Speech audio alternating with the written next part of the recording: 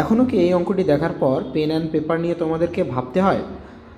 তাহলে তোমাদের পদ্ধতি চেঞ্জ করতে হবে। সঠিক পদ্ধতিটি দেখে নাও কিভাবে কয়েক সেকেন্ডের মধ্যেই তোমরা এই অঙ্কটিকে করতে পারবে। তো আমি লিখলাম সময় আর লিখলাম গুণ। সময় কত বলেছে যে 4 বছরে কত গুণ হচ্ছে, 4 বছরে 3 গুণ হয়ে যাচ্ছে। আর বলেছে কত বছরে 9 গুণ হবে। তো ট্রিক্সটা এখানেই যে এই 9 কথার অর্থ কি 3-এর স্কোয়ার, ওকে। আর এখানে 3 মানে 3-এর পাওয়ার কথা হচ্ছে 1।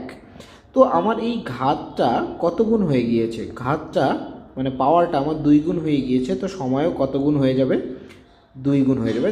তার মানে সেই আমাদের অর্থের পরিমাণটি 9 গুণ হতে 8 বছর সময় লাগবে। তার মানে অ্যান্সার কত, 8, ওকে। তো এরপর থেকে আমরা বছর কত গুণ হলো সেটা দেখেই, আমরা পাওয়ারের কনসেপ্টটা দেখেই, পাওয়ার কত গুণ হচ্ছে সেটা দেখেই কিন্তু আমরা একবারে অ্যান্সারটি বলতে পারবো, ওকে।